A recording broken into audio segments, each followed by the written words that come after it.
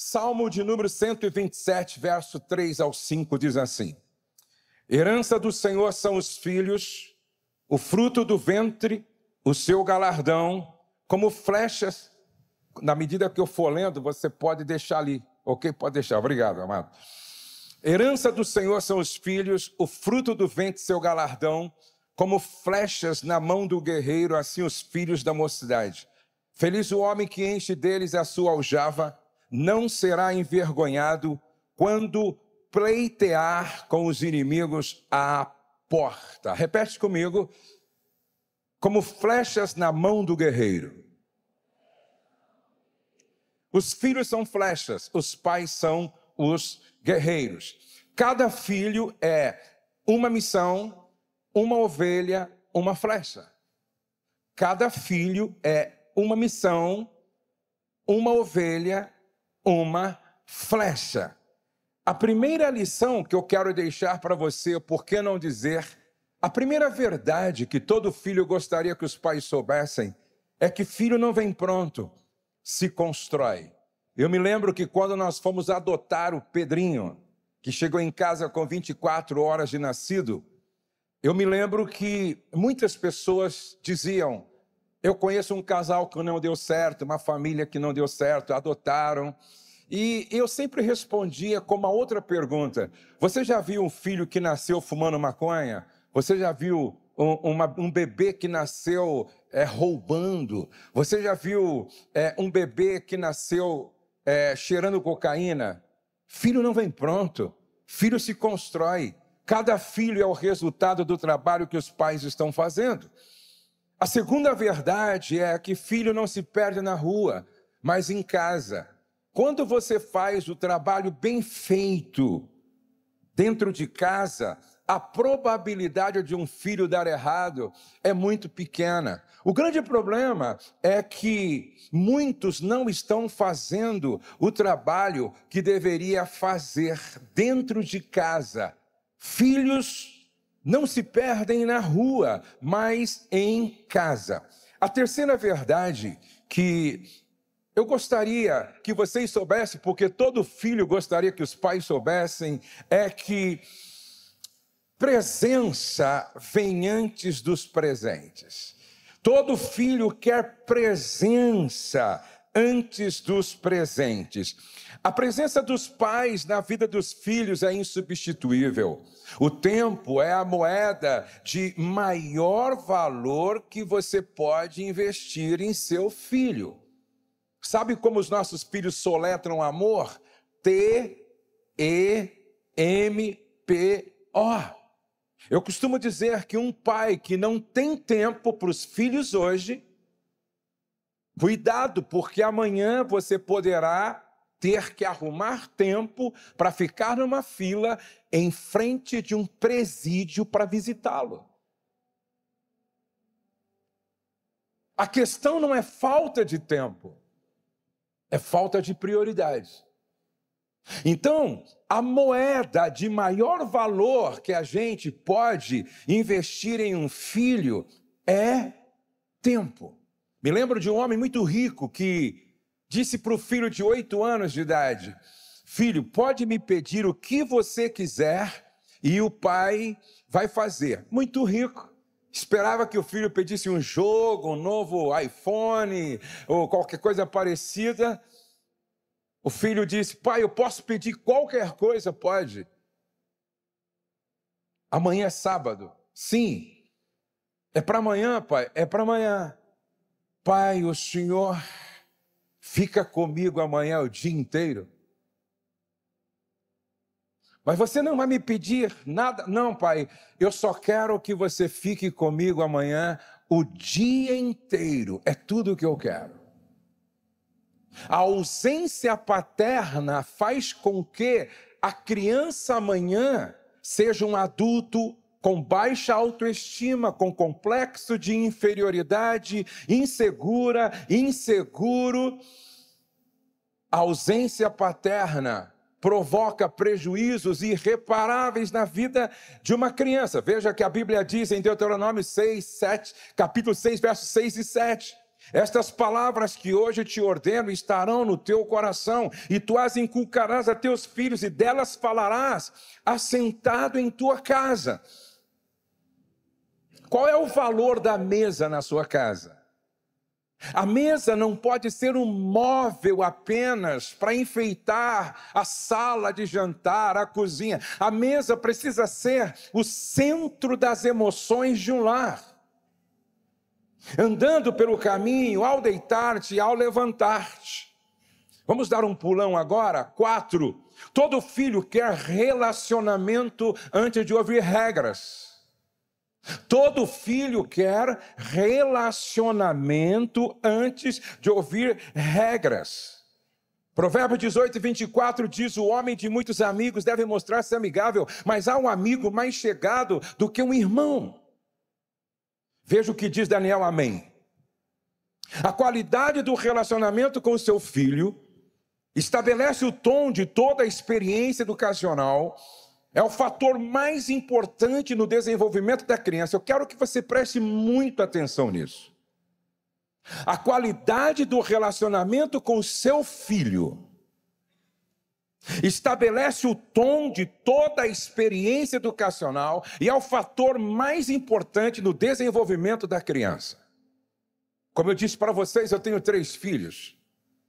E a razão pela qual eu estou fazendo uma jornada pelo Brasil e o mundo, falando de paternidade, primeiro é porque todo casal que eu atendo, eu percebo que por detrás das dificuldades dos adultos, esconde-se uma criança que tem uma paternidade mal resolvida. Vou repetir. A maioria dos homens, a maioria das mulheres com dificuldades em diversas áreas, carregam dentro de si uma criança traumatizada, ferida, machucada por pais que não souberam ser pais. Meus 3 filhos hoje estão casados. A Letícia, o Douglas, o Pedro, são bem casados. Todos estão envolvidos no ministério e são apaixonados por Jesus. Eu estava no restaurante celebrando o meu aniversário de casamento. Desculpe, meu aniversário de idade. Estava completando 61 anos de idade, nós estávamos no restaurante, como sempre fazemos com toda a família. E eu lembro que o Pedro, nosso filho do coração, estava do meu lado, à minha direita. Sempre é o Douglas que ora, porque é o pastor sênior da família Dizescope. Mas desta vez eu pedi para o Pedro Henrique orar. E ele fez uma oração por mim, tão bonita, tão carregada de Jesus, que eu me emocionei. E eu fiquei pensando, pode haver pais realizados e felizes como eu, talvez mais não. Quando eu vejo Douglas liderando um movimento chamado Dizescope, tocando milhões de pessoas no mundo, aonde o Douglas vai hoje, está tocando pessoas no Japão, na França, na Inglaterra, no Brasil, todos os lugares por onde eu passo, pessoas estão sendo marcadas, tocadas, crianças, adolescentes. Quando eu vejo a Letícia, terapeuta ocupacional, cuidando de mães com filhos que têm dificuldade para lidar com filhos autistas. Ela, por ter um filho com um pequeno grau de autismo, ela se especializou e ajuda milhares de mães hoje. Quando eu vejo Pedro, ministro de louvor, domingo eu fui à igreja do Douglas e vendo meu filho ministrar louvor, casado com a ministra de louvor. Outro dia eu saí para ver meus netinhos brincando na piscina, um batizando o outro, em nome do Pai, do Filho e do Espírito Santo.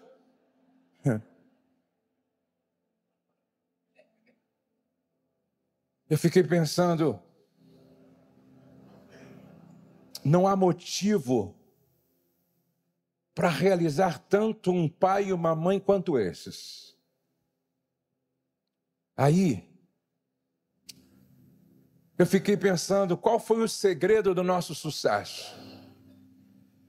A qualidade do relacionamento com o seu filho estabelece o tom de toda a experiência educacional. Eu sempre soube ser amigo dos meus filhos. Eu sempre soube me conectar com eles, me relacionando no cotidiano da vida. Ninguém quer ouvir regras de alguém que não tem prazer em se relacionar. É um problema quando um filho olha para o pai e diz: eu te respeito, mas eu não te admiro. Eu te respeito porque você paga o aluguel, coloca comida na mesa e me sustenta, mas eu não te admiro. Eu sempre coloquei uma coisa no meu coração: eu não quero ser apenas um homem respeitado, mas não admirado. Daniel, amém, ainda disse: se há um bom relacionamento, qualquer forma de disciplina vai funcionar. Se há um mau relacionamento, quase nada vai funcionar. Marcos Mion escreveu um livro, Pai de Meninas. Eu gosto muito de ouvi-lo. E eu ouvi sobre uma atitude dele com a sua filha pré-adolescente. Um dia ele chegou em casa e disse assim: filha, se arruma, se produz, porque hoje o pai quer ir jantar só com você. Ah, ela ficou feliz da vida. Imagina uma menina de 11 anos, 12 anos, ficou feliz da vida. Ela se arrumou, se produziu, se maquiou. Aí ele foi, pegou o carro, abriu a porta do carro, ela entrou, ele fechou, foram para o restaurante. Ele tinha reservado num restaurante muito bom, acho que, se não me engano, mora em São Paulo. Aí chegaram no restaurante, aí ele abriu a porta do carro, ela desceu, o motorista levou para o estacionamento o carro. Quando chegou na mesa no restaurante, ele puxou a cadeira, ela sentou. Ele deu o cardápio para escolher o que ela queria comer. Passou um tempo fazendo perguntas inteligentes, ouvindo o coração da filha. Riram muito com histórias engraçadas que foram contadas à mesa. E quando terminou, ele pagou a conta e voltaram. Ela pegou no braço do pai. Quando chegou no carro, ele fez questão de abrir a porta do carro, ela entrou. Quando chegaram em casa, ele disse: não desce, espera o pai abrir a porta. Ele desceu, abriu a porta, ela desceu. No outro dia ela olhou para o pai e disse: pai, ontem eu me senti a última bolacha do pacote. Por que o senhor fez isso comigo? Ele disse: esse é o padrão do homem com o qual você deve se casar.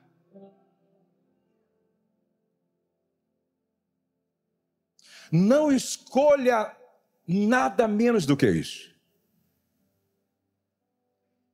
Busque se casar com um homem que trate a sua mãe como eu trato e que trate você como eu te tratei e sempre te trato. Deixa eu fazer uma pergunta aqui para os homens. Sua filha gostaria de ter um marido igual você é para a mãe dela? Um dia eu fiz essa pergunta para uma série de moças que estavam me ouvindo numa igreja. Ficaram em pé umas 10 para eu perguntar. E quando eu perguntei, 4 disseram: não! Igual meu pai, não! Pior, uma delas era filha do pastor da igreja. Ele entrou em crise. Quero fazer uma pergunta para as mulheres que aqui estão. Será que o teu filho gostaria de ter uma esposa igual você é para o pai deles? Se há um bom relacionamento, qualquer forma de disciplina vai funcionar. Se há um mau relacionamento, quase nada vai funcionar. Assim como os perfumes alegram a vida, a amizade sincera dá ânimo para viver. Espera, preste atenção. Todo filho espera que o pai seja o seu melhor amigo. Como ferro com o ferro se aguça, assim o homem afia o rosto do seu amigo. Amigo é aquele que ouve. Qual é a grande dificuldade da maioria dos pais, ainda mais hoje, com tantos celulares, com tanto entretenimento? WhatsApp, Instagram, Facebook, Netflix, YouTube, Google Play, Amazon e tantas outras plataformas. Qual é a maior dificuldade dos pais hoje? Ouvir em um estado presente. E não adianta você estar presente fisicamente, mas ausente emocionalmente. E quando é que eu ouço bem? Quando eu ouço com os olhos, quando eu ouço com a expressão facial, quando eu ouço com a expressão corporal, quando eu ouço de forma empática, e quando é que eu estou presente com o meu ouvir ativo, quando eu sou capaz de repetir o que o outro disse, sem parafrasear. E eu quero que você entenda, eu só ouço bem quando eu faço o outro se sentir como a pessoa mais importante do universo naquele momento.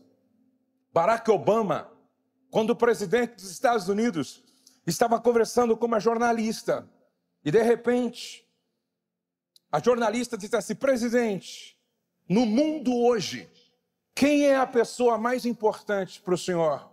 Ele disse: você. Sério? Por que eu, a pessoa mais importante no mundo hoje? Minha filha, sempre quem está na minha frente, conversando comigo, sempre foi e será a pessoa mais importante do universo. Já pensou se a sua mulher se sentisse assim?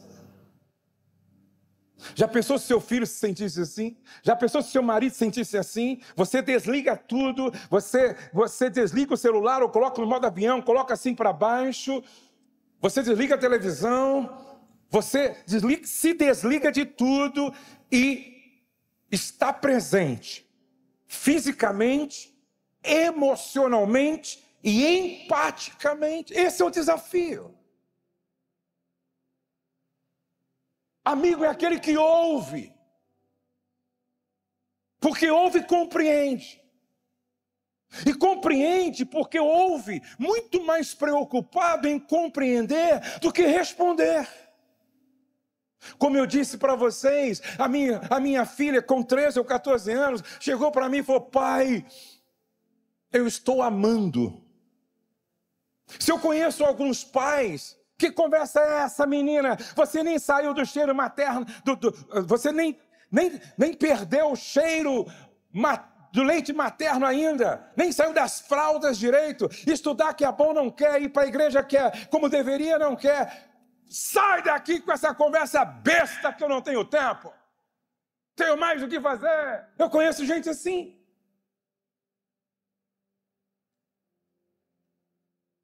Agora, quando se é amigo, se ouve com o coração dos filhos. Porque ouve e compreende. Porque compreende, chama. Filha, entra aqui no meu escritório. Senta aí. Eu sempre dei palestra para jovens. Falei, vou dar uma palestra para vocês, 0800. Comecei a explicar para ela o que é puberdade. Quais são as alterações anatômicas, emocionais, psicológicas. Comecei a ler a Bíblia para ela. Eclesiastes, há tempo para tudo, para todo propósito debaixo do sol. Há tempo de abraçar, tempo de se afastar de abraçar. Aí fui para Lamentações. Bom é para os jovens suportar o jugo nos dias da sua mocidade. Mais para frente diz assim: põe a tua boca no pó, não na boca do branco. Porque o rapaz chamava branco. Não na boca do branco. Talvez haja esperança, minha filha. Quando eu terminei, falei: e aí, filha? Pensei, ela foi liberta pela verdade. E aí, filha? Ela: o senhor não vai deixar, pastor? Ô pai, quem falou isso foi o branco depois. O senhor não vai deixar, pai? Ele não entendeu nada. Dr. Pedro Calabres diz que paixão é demência temporária. Só não ouve nada. Fica com esse lóbulo frontal aqui, como de alguém que estivesse embriagado. Não ouve nada. Ele pode vir falar com o senhor à tarde, e o branco veio, 15 horas estava lá. Fiz a mesma coisa, falei 40 minutos com ele, li a Bíblia, mostrei, quando eu terminei, e aí, branco? Ele: o senhor não vai deixar, pastor? A gente se ama, estamos orando por isso, espiritualiza a paixão. Aí eu pensei, não falei, só pensei, essa casta só sai com jejum e oração. Aí eu chamei eles e disse: vamos orar 30 dias e jejuar. Aí ela: tudo isso? Você já viu um adolescente gostar de jejuar? Está apaixonado ainda? Ela disse: tudo isso, pai? Eu falei: você está com pressa por quê, pô? 14 anos, tem muito tempo para frente. Jejuamos, acho que aí eu jejuei sozinho, acho. 30 dias e orei. Também não saiu. Quantos querem saber aqui como é que eu fiz? Levante a mão assim, por favor. Leia o livro, está no livro lá, está no livro lá. Leia o livro.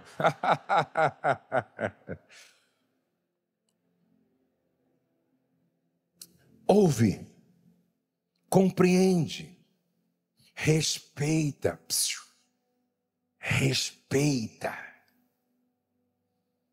respeita as lágrimas.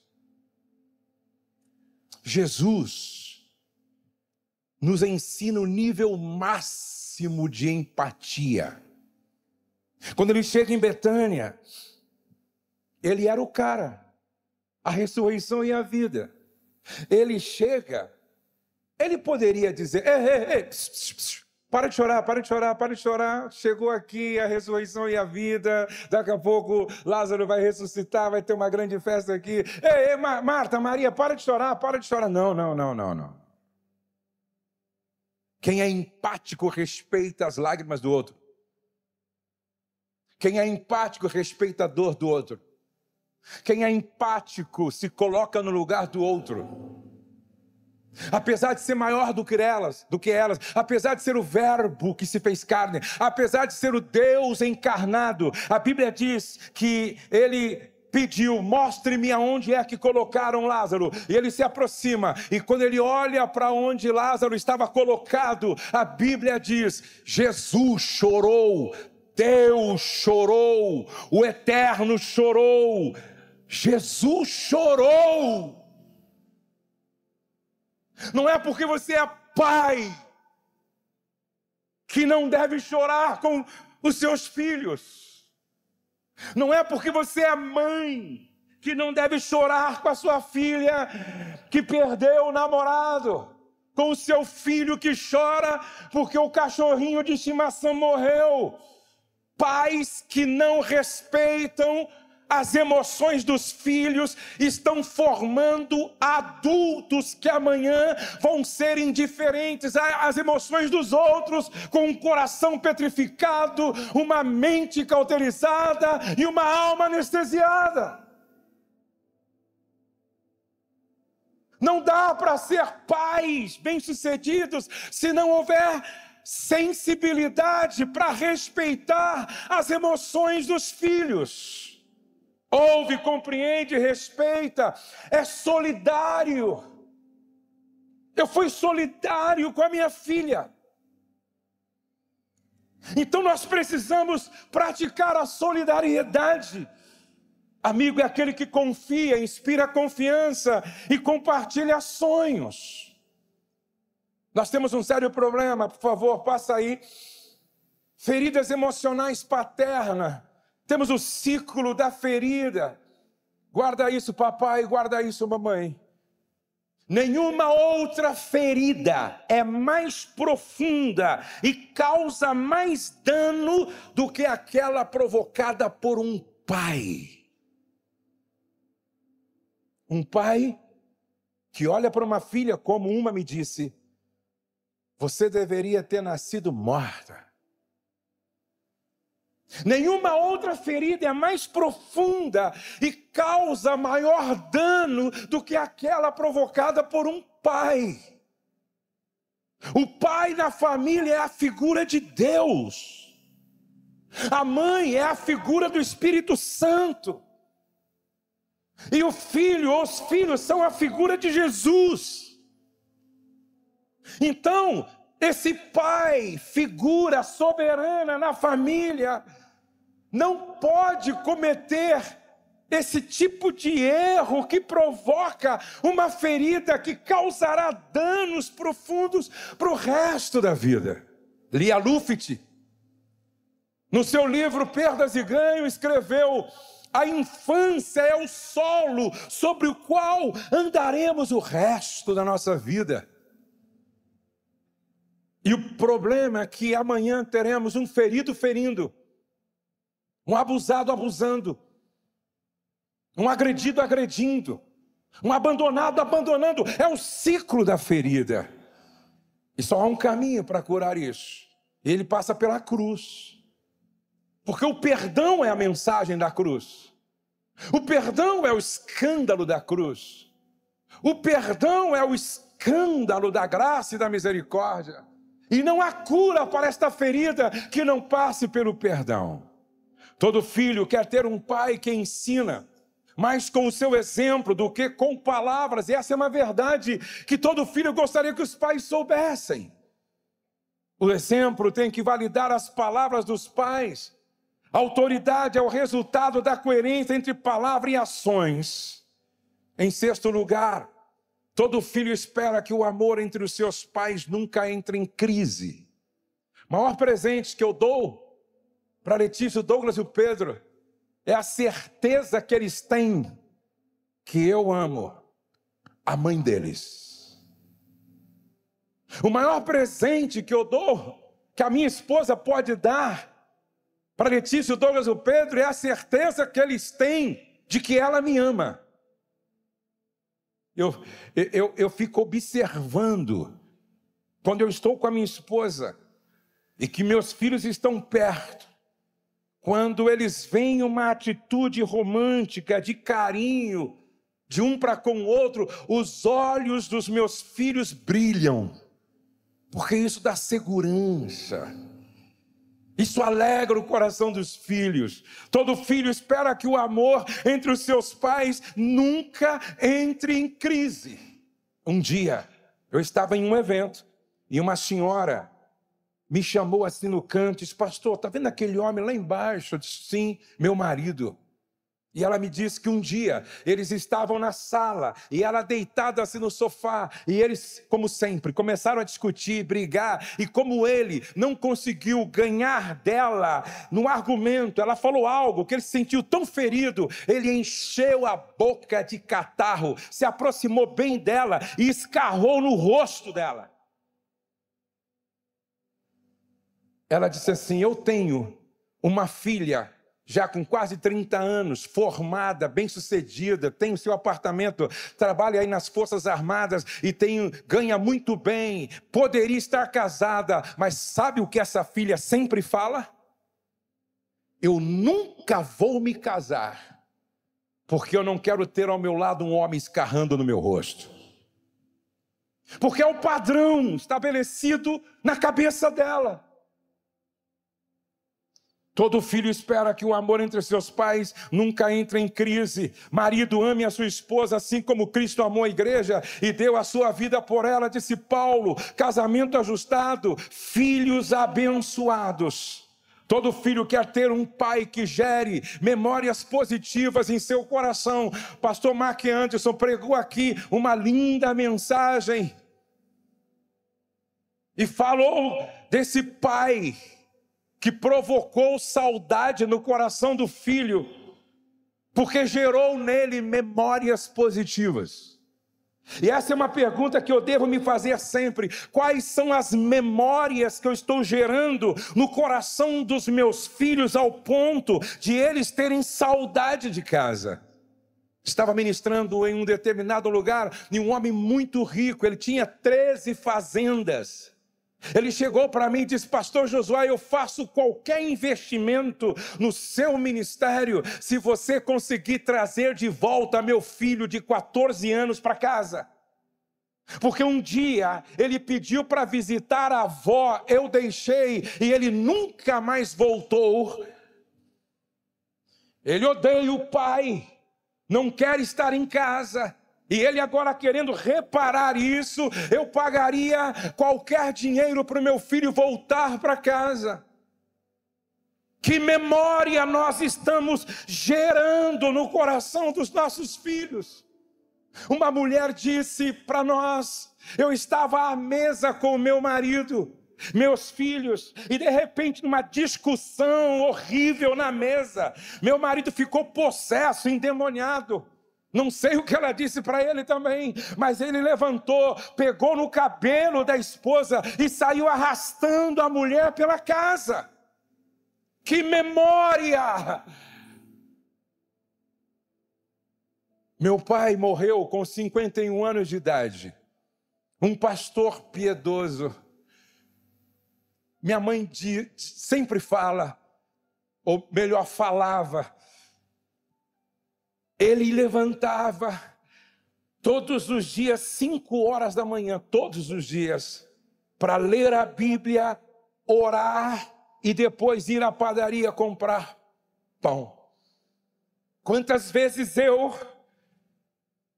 levantava às 3 horas da manhã, já pegava meu pai de joelho às vezes, 3 horas da manhã, com o rosto banhado de lágrima, intercedendo pela família. Num aniversário na igreja, ele disse: hoje eu tenho autoridade para dizer como Paulo, podem me copiar, porque eu estou copiando Jesus. Que memória! Que memória nós estamos gerando no coração dos nossos filhos. Um dia eu estava no meu escritório, a Letícia e o Douglas eram pequenos, e eu estava ajoelhado, num momento assim de comunhão, de oração, rosto banhado de lágrimas. A Letícia e o Douglas pequenos brincaram que iam dar um susto em mim, e eles abriram a porta rápido para me dar um susto. E quando eles me viram ajoelhado, com o rosto banhado de lágrima, eles olharam um pouquinho para mim assim, em silêncio, fotografaram aquela cena, fecharam a porta devagar e cochicharam: vamos embora, porque o pai está orando. Que memória! Qual é a memória que você está gerando no coração dos seus filhos?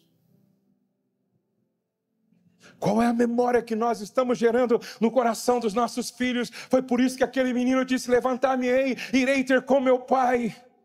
Ele tinha um pai incrível, generoso, partilhador, acessível, esperançoso, perdoador, carinhoso. Lá havia um ambiente, como já foi ministrado aqui, encharcado pela graça. Em 8º lugar, todo filho espera ser abençoado por seus pais. Não diga aquilo que você não quer que o seu filho seja. Antes de falar, pense nos efeitos das suas palavras. A Bíblia diz em Provérbios 18 e 21, a morte e a língua estão no poder da língua. A morte e a vida estão no poder da língua, e quem bem a utiliza come do seu fruto.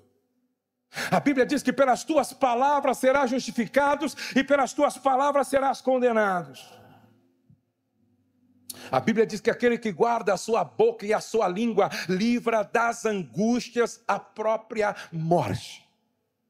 A sua autoimagem e a sua autoestima foi formada a partir daquilo que você ouviu dos pais, das autoridades sobre a sua vida. Figuras de autoridade formaram sua autoimagem e sua autoestima. Então aquilo que a gente fala para os filhos forma ou deforma a autoimagem, a autoestima deles. Veja, tudo que você coloca depois do eu sou te define. Eu sou o pão vivo que desceu do céu. Tudo que você coloca depois do eu sou te define. Agora você acha que Jesus nasceu com uma programação mental que definiu sua autoimagem, sua autoestima, sua autopercepção? Quando ele diz nos evangelhos, eu sou o pão vivo que desceu do céu, eu sou o bom pastor, eu sou a porta, eu sou a luz do mundo. Não. Esse eu sou, essa autopercepção, essa autoconsciência, essa autoavaliação era o resultado do que ele ouvia de José e do que ele ouvia do seu Pai eterno. Eu sou aquilo que eu ouvi meu pai afirmar que eu sou.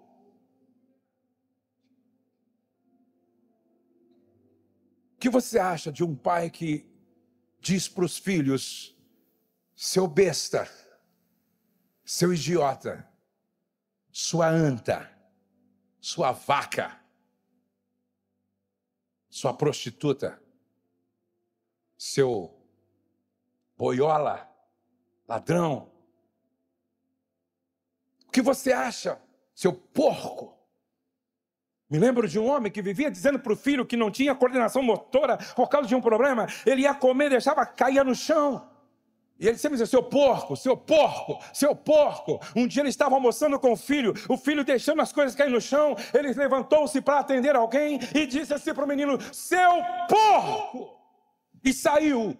40 minutos depois, quando ele volta, o menino tinha pego a comida, jogado no chão.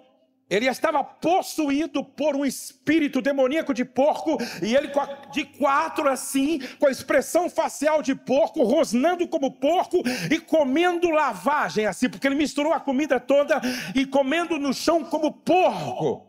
E a pergunta que fica é, como é que se resolve isso agora? Palavras de um pai são decretos sobre a vida de um filho. Palavras de um pai desenham o futuro profético de um filho.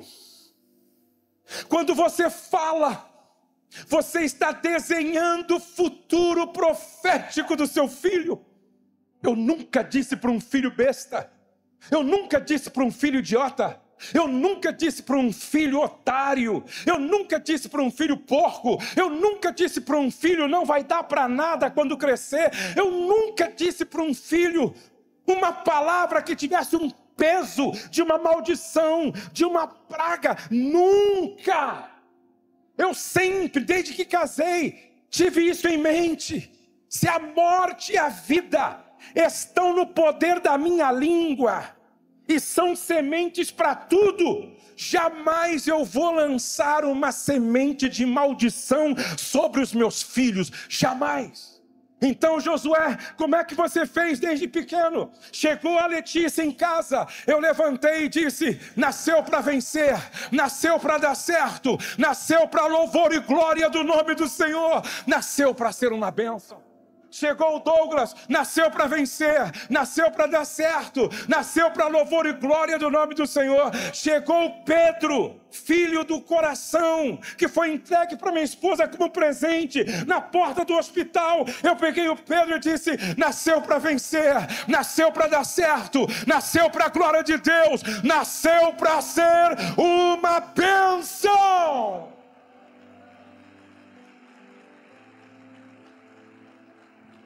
O Douglas escreve no livro, porque ele faz o prefácio do livro, e ele diz: eu já quase que não aguentava mais. Toda vez que meu pai me encontrava em casa, ele dizia: repete comigo aí, eu nasci para vencer, eu nasci para dar certo, eu nasci para a glória de Deus, eu nasci para ser uma bênção. Encontrava a Letícia: repete com o pai aí, eu nasci para vencer, eu nasci para dar certo, eu nasci para a glória de Deus. Eu encontrava o Pedrinho: repete com o pai aí, eu nasci para vencer, eu nasci para dar certo, eu nasci para a glória de Deus, eu nasci para ser uma bênção. E o Douglas era adolescente. Eu entrei no quarto dele e quando eu fui falar: ô pai, eu já sei, nasci para vencer, para a glória de Deus, para ser uma bênção, Senhor, meu pastor, nada me faltará. O Salmo 91, a Bíblia tem 66 livros, 39 no Velho, 27 no Novo. E aí ele disse: pai, não aguento mais, é uma lavagem cerebral, pô. Ele disse: mas quando eu quis achar ruim, aquilo já tinha entrado em mim e se tornado uma maneira de pensar. Eu nasci para vencer, eu nasci para dar certo, eu nasci para a glória de Deus. Chacoalhe o ombro de 5 pessoas e diga: você nasceu para vencer, você nasceu para dar certo, você nasceu para a glória de Deus, você nasceu para ser uma bênção, você nasceu para triunfar, você nasceu para ser grande em Deus, você nasceu para ser um gigante em Deus, você nasceu para dar certo em Deus. Você nasceu para dar certo, e não importa o que o seu pai falou, não importa o que sua mãe falou, cai por terra aqui agora toda palavra de maldição. Você nasceu para dar certo.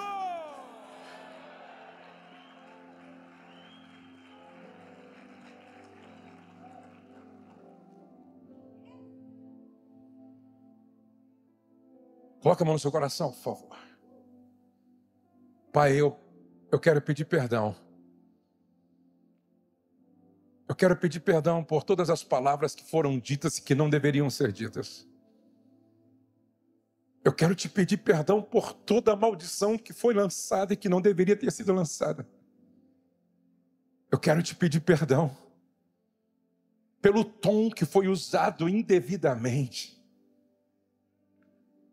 Quantos filhos machucados, quantas filhas feridas. Eu quero te pedir perdão. Perdoa as vezes que falamos da forma errada, o errado. Perdoa pelo fato de não ter falado quando deveríamos ter falado. E queremos liberar perdão para os nossos pais. Nós perdoamos os pais que praticaram abuso verbal, que amaldiçoaram, lançaram palavras de maldição que tinham peso de uma praga. Nós estamos perdoando os nossos pais. E caia por terra aqui toda palavra maldita.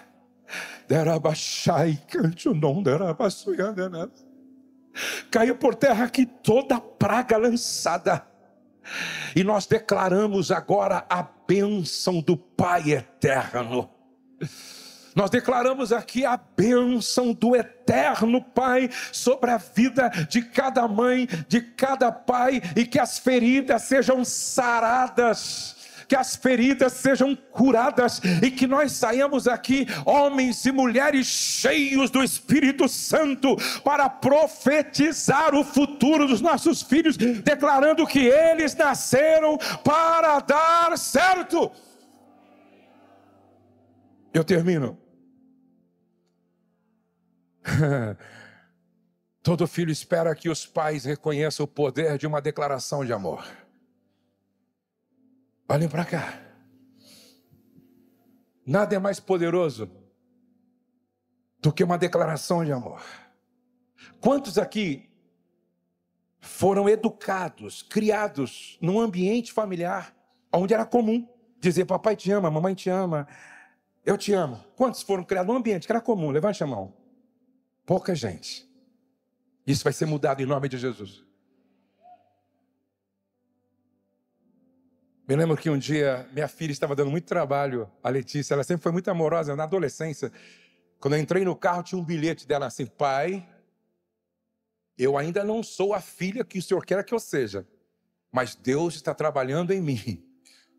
Te amo muito, boa viagem. Eu cometi um erro, uma época, a minha esposa faz aniversário quase que ali no mesmo dia das mães, né? Muito perto ali do dia das mães.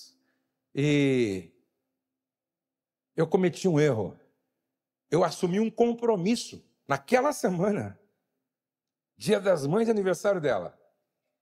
Eu disse: meu Deus, quando eu caí em si do erro que eu cometi, chamei ela, pedi perdão, prometi que nunca mais faria aquilo e tal, e falei: me perdoa, me perdoa, me perdoa, me perdoa. Não dá para desmarcar que tinha inscrição vendida e tal, e fui.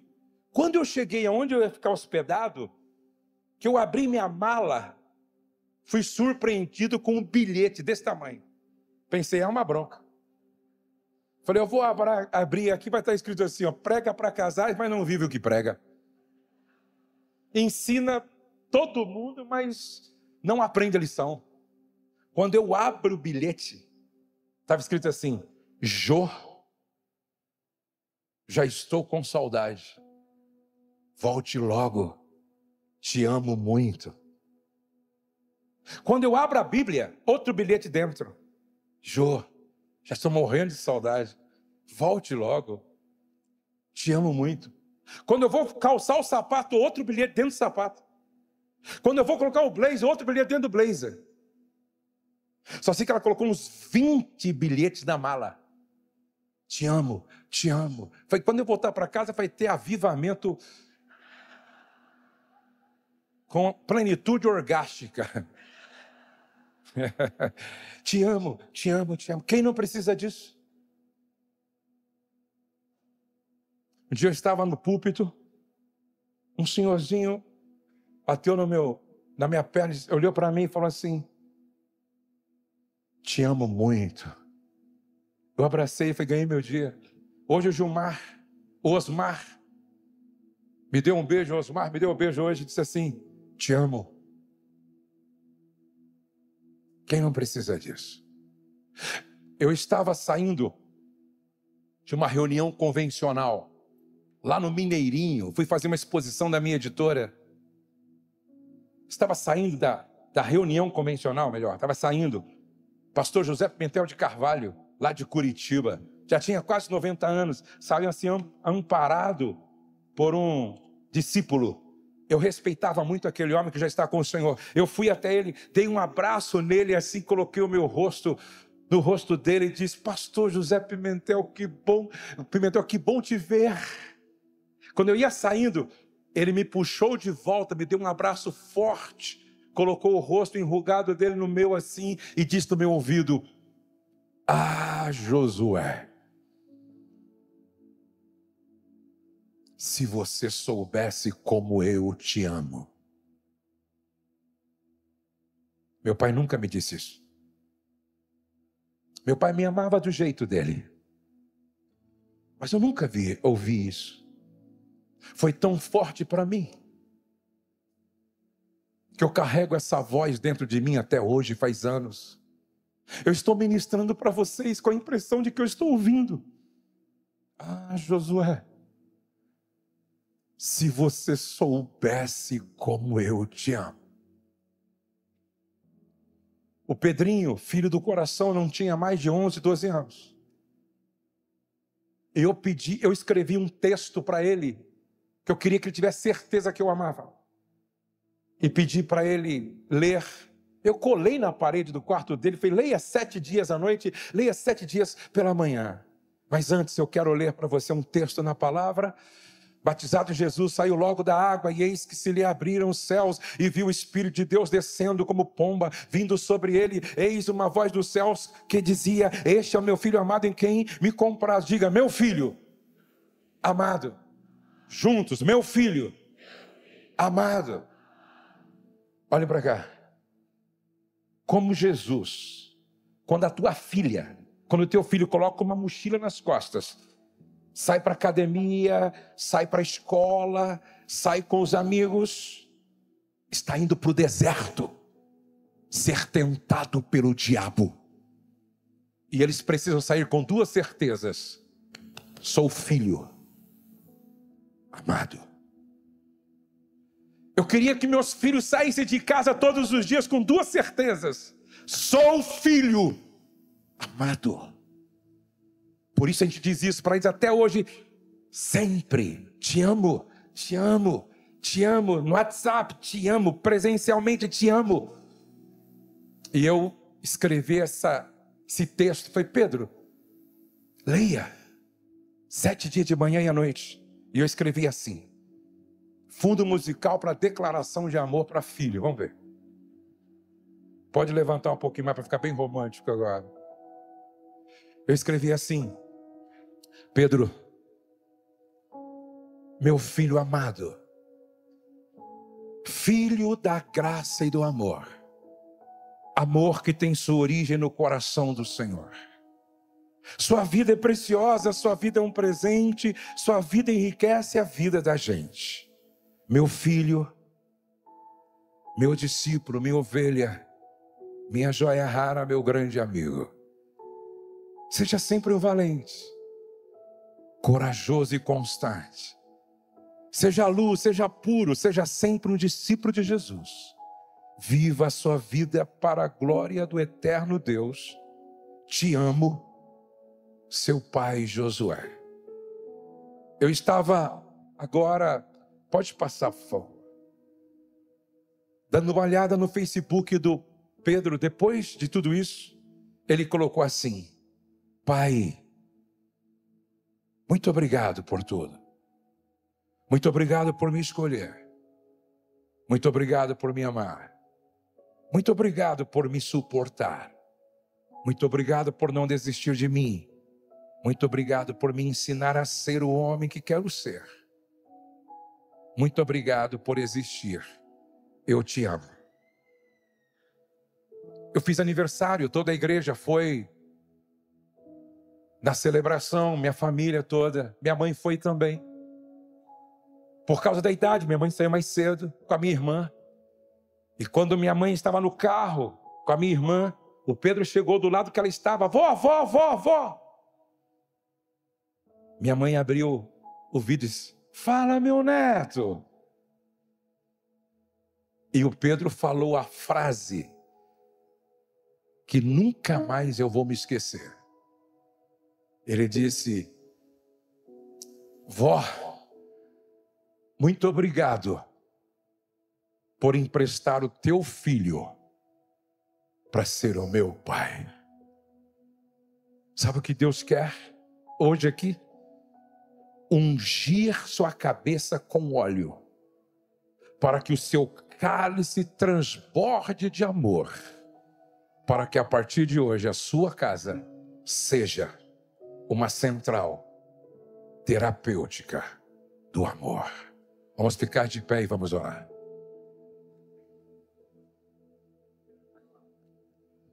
Coloque a mão no ombro da sua esposa. Coloque a mão na cintura do seu marido. O marido coloque a mão no coração da esposa. A esposa coloque a mão no coração do marido. Comece a orar pelo seu marido como pai. Comece a orar pela sua esposa como mãe. Pai, aqui estão os casais que o Senhor levantou como um exército para fazer toda a diferença nesta nação. O Senhor não nos trouxe aqui sem um propósito: nos afinar, nos curar, nos libertar, nos restaurar.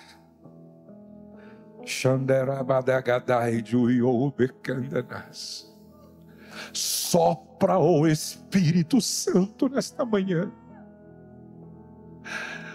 Sopra, ó Espírito Santo, nesta manhã. Receba um batismo de amor. Receba um batismo de amor. Receba um batismo de amor. Receba um batismo de amor. Receba um batismo de amor. Receba um batismo de amor. Receba um batismo de amor. Amor que cura, amor que restaura, amor que liberta, amor que levanta, amor que transforma, amor que liberta, amor que levanta, amor que muda o direcionamento, amor que dá destino, amor de Deus, amor que marca nossas vidas para sempre. Receba um batismo de amor.